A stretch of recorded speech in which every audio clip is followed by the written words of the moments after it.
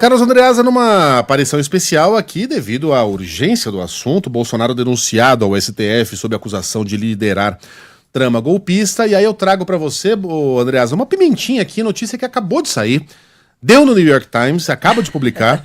Empresa de mídia do presidente Trump processou um juiz da Suprema Corte brasileira na quarta-feira, acusando-o de censurar ilegalmente vozes de direita nas redes sociais. A ação em comum tornou-se ainda mais extraordinária pelo seu momento. Poucas horas antes, a Justiça brasileira havia recebido uma acusação que o forçaria a decidir se ordenaria a prisão de Jair Bolsonaro, ex-presidente brasileiro e aliado de Mr. Trump. A Justiça está supervisionando várias investigações criminais sobre o senhor Bolsonaro. Andreasa, e aí, não vou nem fazer pergunta, sai falando. Bom dia, Andreasa. Bom dia, Megali, Sheila, Carla, pessoal. Eu acho que a gente tem que separar as coisas e fazer um exercício importante de coexistência das coisas, separando as coisas e defendendo a coexistência delas. É perfeitamente possível que haja, como eu acho que há, problemas graves, inclusive censura, na gestão de Alexandre de Moraes sobre esses inquéritos, sobre os inquéritos que eu chamo de xandônicos, os inquéritos sem fim, sem objeto definido, em que tudo cabe, em que há dificuldade de acesso aos autos, uma gestão autoritária em defesa da democracia, o que tem, portanto, um contrassenso em si. Isso pode perfeitamente coexistir, e na minha análise coexiste, com o fato de que houve uma tentativa de golpe no Brasil. As duas coisas, na minha análise, coexistirão. Os problemas graves na gestão de Alexandre de Moraes, e se não aprendemos com a Lava Jato, é bom lembrar, porque no futuro pode ensejar nulidade sobre o processo que cuida dos golpistas e a existência da tentativa de golpe. Aliás, eu estou desde ontem e concluí hoje às 6 horas, eu anotei porque foi um momento glorioso, às 6h50 da manhã, eu concluí a leitura da denúncia, 272 páginas, da denúncia do Ministério Público, da Procuradoria-Geral da República, titular da ação penal contra Bolsonaro e outras 33 pessoas, entre as quais 23 militares. Um texto que mostra cronologicamente como a tentativa de golpe aconteceu. E o uso da palavra tentativa é muito importante porque os principais elementos, fundamentos da denúncia são os artigos, para eu não errar aqui, 359L e 259M do Código Penal. Ambos falam em tentar, em tentativa. Abrindo aspas para Paulo Gonet, o Procurador-Geral da República, a tentativa é o fato punível na lei. A tentativa é o fato punível na lei. Porque houve uma tentativa muito bem articulada, segundo o Ministério Público, iniciada ainda em meados de 2021. Eu acho que esse início é exagerado da parte da denúncia, mas segundo a denúncia, o movimento começa ali a data é 29 de julho de 2021, numa live, eu me lembro dessa live do Bolsonaro, uma live inteiramente dedicada a atacar o sistema eleitoral, a urna eletrônica, iria, portanto, de meados de julho de 2021, de julho de 2021, até 8 de janeiro de 2023. Eu repito que eu acho prematuro esse início, eu acho que é excessivo. Mas, de toda maneira, a gente fica aqui no uso do verbo tentar. O artigo 359L do Código Penal fala em tentar abolir o Estado Democrático de Direito. O 359M fala em tentar depor governo. É claro que é tentar. É claro que é tentativa. E como diz o PGR, a tentativa é o fato punível na lei. Porque se você consolida a tentativa, se o golpe de fato acontece, se o golpe é materializado, não haverá mais o que punir, né? O golpe estará posto na rua. A Inês será morta.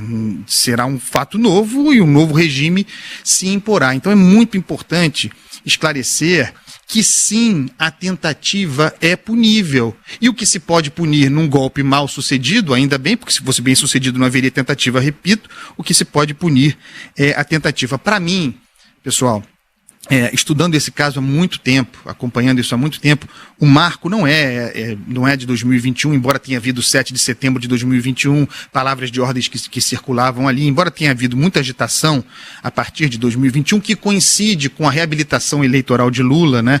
Meados de 2021, Lula se torna elegível novamente. Para mim, o marco é julho, deixa eu botar os óculos que eu não enxergo nada. Para mim, o marco é julho de 2022, precisamente o dia 5 de julho, tem uma reunião gravada, ela é conhecida, reunião ministerial em que se fala de uso de força, para citar o general Heleno, sempre ele explicitando a noção de que era necessário fazer, se tivesse de fazer alguma coisa, que se fizesse antes da eleição. Então vai lá, general Heleno, e diz, se tiver que virar a mesa, o que é virar a mesa? O que é virar a mesa numa república? Sentado numa mesa de uma reunião ministerial, o ministro de Estado. O que é virar a mesa? Se tiver que virar a mesa, é antes das eleições. Ali se estruturava a organização criminosa, porque uma das acusações contra Bolsonaro, e Braga Neto também é líder, liderar uma organização criminosa armada. Então é a partir de 5 de julho, para mim, que a coisa se deflagra, e eu vou citar algumas datas aqui, e sugiro a todos que, tendo tempo, que leiam a denúncia da Procuradoria-Geral da República. No dia 5 de julho tem essa reunião ministerial, do se tiver que virar a mesa antes das eleições, Augusto Heleno. No dia 18 de julho tem a reunião que resultaria na inelegibilidade de Jair Bolsonaro, aquela reunião com embaixadores, também foi preparado para fazer o discurso preventivo, segundo a PGR, preparando o campo para que o mundo, que o cenário internacional comprasse a ideia de que Bolsonaro, ele sim, seria vítima de um golpe, que havia fraude nas urnas eleitorais, aquela reunião dos embaixadores. Aí no dia 9 a gente vai pular, porque vai pular de julho para o dia 9 de novembro, onde as coisas se intensificam muito, porque aí já passou a eleição. Lula é eleito no dia 30 de outubro de 2022, no dia 9/11, preparado, impresso dentro do Palácio do Planalto, pelo general Mário Fernandes, a minuta daquele plano punhal verde e amarelo, aquele que proporia a neutralização, entre outros, de Alexandre de Moraes, mas também do presidente da República, também do vice-presidente da República eleito. Nesse mesmo dia, a Defesa, o Ministério da Defesa informa, pessoal, ao TSE que o Ministério da Defesa, os militares, não haviam encontrado nada que apontasse fraude nas urnas eleitorais. Vejam como as coisas caminham paralelamente, o inconformismo com o processo. No dia 12 de novembro, tem uma reunião sobre esse plano punhal verde e amarelo na casa do general Braga Neto. Tão simples quanto isso. E ali se inicia o monitoramento ao Alexandre de Moraes. Isso aqui compondo, na lógica do artigo 359L, o cerceamento, a restrição, a tentativa de impedir o funcionamento de um poder da República, na figura de um ministro da Corte Constitucional. No dia 19 do 11, os termos do decreto, o decreto golpista, é apresentado a Bolsonaro, que pede ajustes. No dia 28 do 11, surge a Carta dos Militares, porque começa a surgir as minutas de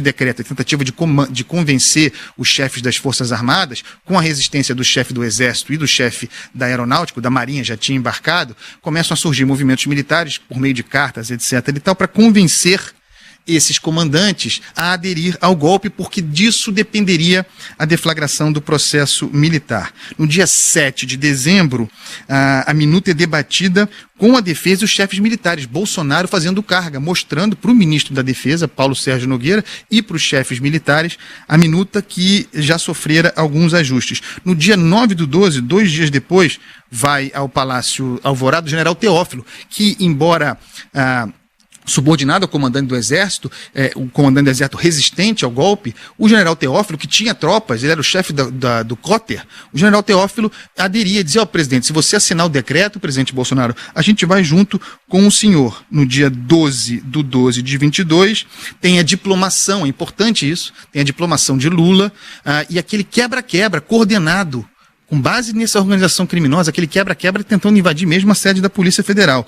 No dia 14 de dezembro, de novo, uma nova reunião, o ministro da Defesa, Paulo Sérgio Nogueira, reunindo os comandantes militares para insistir para que aderissem ao movimento golpista. Nesse dia fica bastante claro que, com exceção da Marinha, a Aeronáutica e Exército, pelo menos os comandos, não adeririam, sem os quais a coisa não avançaria. No dia 15 do 12, eu estou terminando, de novo, o comandante do Exército é chamado por Bolsonaro numa última tentativa de convencê-lo a aderir ao golpe. Nesse dia, os kids pretos, os famosos kids pretos, aqueles que deflagrariam o golpe de neutralização a Alexandre de Moraes, Lula e tal, eles estão posicionados, é o último momento, estão esperando o ok, conquistamos o comandante do Exército, temos a Marinha, temos o Exército, vamos em frente. Não conseguem, o plano é desmobilizado. Então, no texto do Procurador-Geral da República, esses tipos penais dos artigos 359L e 359M,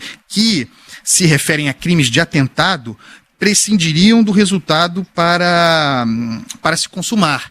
E não houve consumação por razões alheias aos agentes do golpe. Não houve a materialização do golpe porque os chefes, os comandantes de exército e aeronáutica não aderiram. Essa é a razão por que o golpe não aconteceu. Se eles tivessem aderido, segundo a PGR, o golpe teria acontecido. Por isso, por razões alheias aos golpistas, a coisa não aconteceu.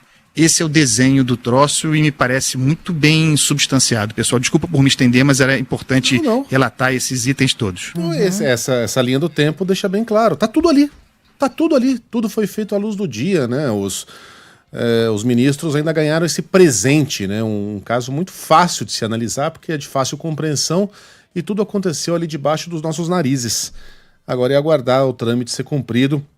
E Andreasa volta hoje sem música, excepcionalmente, né? Uma coluna extra, mas amanhã volta a coluna e a vitrolinha. Diga. Só uma coisa, vai ter o julgamento da admissibilidade na turma, vocês falavam sobre isso, mas é muito importante que o julgamento mesmo, se for admitida a denúncia e tornados réus esses todos, é muito importante para o Brasil que esse julgamento se dê no plenário do Supremo Tribunal Federal com os 11 ministros. Beijo, pessoal. De acordo. Até amanhã, Andreasa. Em 20 minutos,